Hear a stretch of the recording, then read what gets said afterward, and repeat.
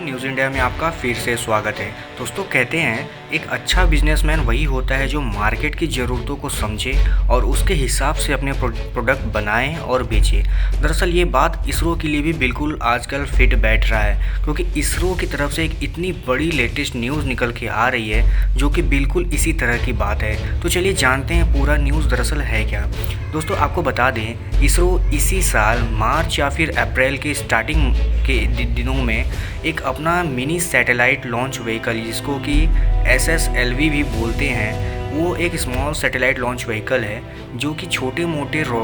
Satellites को on demand launch करने की फैसिलिटी प्रोवाइड करता है। आपको बता दें कि इससे पहले भी इसरो ने बहुत से सैटेलाइट को लॉन्च किया है जिनका खर्च बहुत ज़्यादा आता था, जैसे कि PSLV जैसे रॉकेट्स हैं। लेकिन इसरो को अब ऐसा लगने लगा है कि दुनिया में बहुत से ऐसे छोटी मोटी स्टार्टअप कंपनियां हैं जो कि अपने सैटेलाइट बनाना और लॉन्च करना चाहती हैं, लेकिन उनके लिए कॉस्ट बहुत ज़्यादा पड़ता था। उसी को ध्यान में रखते हुए इसरो को लगा कि ये एक बहुत बड़ी समस्या है दुनिया के सामने। हर छोटे मोटे दो देश जो हैं इतनी बड़ी कॉस्ट को अफोर्ड नहीं कर सकते, तो इसलिए इसरो एक ऐसा प्लेटफॉर्म बनाने की सोच रहा था ताकि ऐसे छोटे मोटे देशों को या फिर कंपनियों को एक ऐसा प्लेटफॉर्म दिया जा सके जिससे कि वो अपने कम खर्च में और कम समय में अपने सैटेलाइट को सही जगह पहुंचा सके और उन्हें जेब पे ज़्यादा बोझ भी ना पड़े।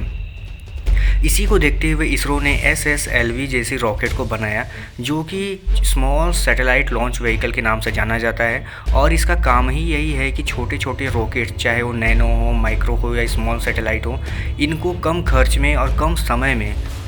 एक अच्छे सही तरीके से स्पेस में जाके प्लांट करना। इसी के हिसाब से बताया जा रहा है कि इसरो जो अपना नया यानी कि कह लीजिए SSLV की जो पहली उड़ान है वह भरने वाला है मार्च या फिर अप्रैल में। इसके अनुसार बताया जा रहा है कि इसरो की तरफ से बिल्कुल न्यू जनरेशन कॉम्पैक्ट रॉकेट है ये SSLV, जिसमें कि आपको बता दें इससे पहले इसरो 5 जनरेशन्स की रॉकेट यूज़ कर चुका है, जिनके नाम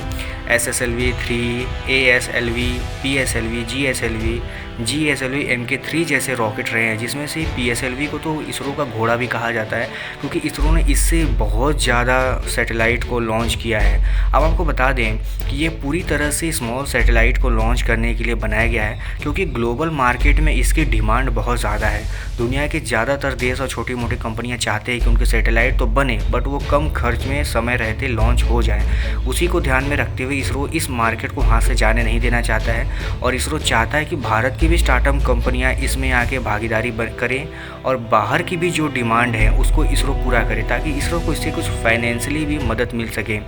हालांकि आपको बता दें ये लॉन्च हो सकता है मार्च के अंत में या फिर अप्रैल की स्टार्टिंग के डेज में ही हो सकता है। इसकी सबसे बड़ी जो खासियत है कि इसका कॉस्ट इफेक्टिव होना है, यानी कि अगर कोई छोटा रॉकेट है या फिर सैटेलाइट है तो जाहिर सी बात है आपको उसको बनाने में भी कम खर्च आता है, तो आपको उसको लॉन्च करने में भी कम खर्च आएगा, तभी आप चाहेंगे कि आप इसको लॉन्च करें। वरना अगर बनाने से ज़्यादा लॉन्च करने में खर्च आ गया तो फिर आपको शायद उतना अच्छा ना लगे। इसी को ध्यान में रखते हुए इसरो SSLV को बनाया है। आपको बता दें इसकी कुछ खासियतें ऐसी हैं कि जैसे ये 3 स्टेज सॉलिड व्हीकल है और इसको इस हिसाब से बनाया गया है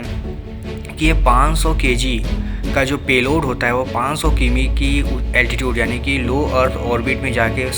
प्लांट कर सकता है। और इसके अलावा 300 kg का जो पेलोड होगा उसको सन सिंक्रोनस ऑर्बिट में भी जाके एक अच्छी खासी ऊंचाई पर ये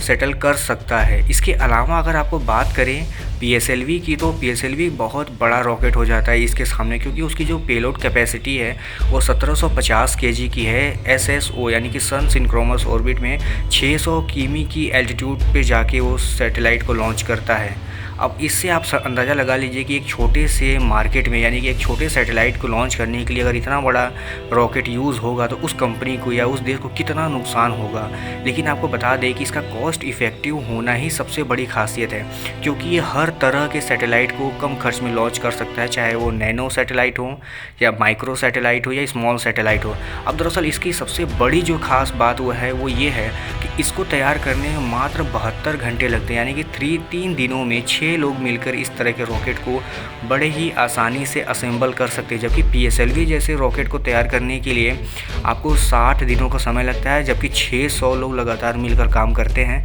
तब जाके वो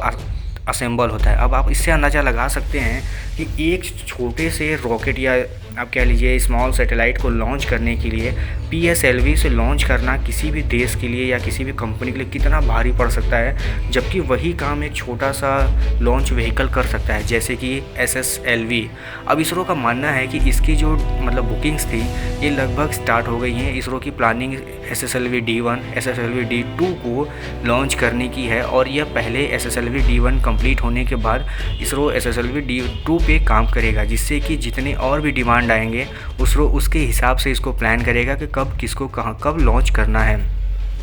अब दोस्तों बात आती कि भारत को ऐसे सैटेलाइट लॉन्च व्हीकल की ज़रूरत क्या थी। तो दोस्तों आपको पता होगा कि दुनिया में जितनी भी कंपनियां हैं वो आजकल कॉमर्शियल होती जा रही। इसरो पहले भारत के लिए काम करता था, आज भी करता है, लेकिन चाहता है कि कुछ अगर अपने टैलेंट को या अपने दम पर कुछ भारत की इकोनॉमी में अगर वो कोई बूस्ट कर सकता है तो वो करना चाहता है, क्योंकि इससे इसरो खुद तो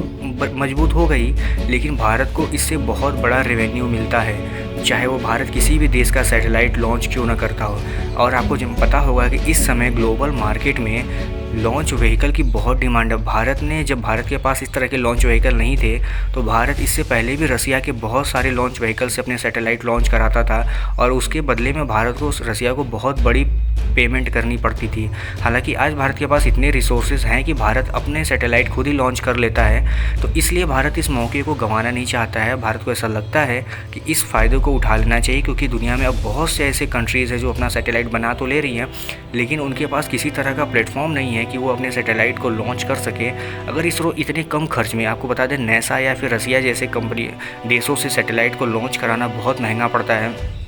लेकिन अगर इसरो इतने कम खर्च पे करता है तो दुनिया की बहुत से ऐसे देश हैं या कंपनियां हैं जो अपने सैटेलाइट को इसरो से लॉन्च कराना चाहेंगी और वो उनके फ़ायदे में भी होगा और भारत के भी फ़ायदे में होगा। तो दोस्तों आपको इसरो का ये कदम कैसा लगा? आपको क्या लगता है भारत को या इसरो को इस तरह की और भी स्टेप्स लेने चाहिए ताकि भारत के ऊपर दुनिया की नज़र रहे और भारत को एक अच्छा खासा मार्केट मिल सके? तो आप अपने राय मुझे कमेंट बॉक्स में ज़रूर बताइएगा और आप हमारे चैनल पर अगर पहली बार आ रहे हैं तो चैनल को सब्सक्राइब कर लीजिएगा, क्योंकि हम इंडियन डिफेंस और इंडियन स्पेस साइंस से वीडियोस रिलेटेड रोज़ लाते रहते हैं। तो चलिए कल मिलते हैं किसी और वीडियो में किसी और टॉपिक के साथ। तब तक के लिए धन्यवाद।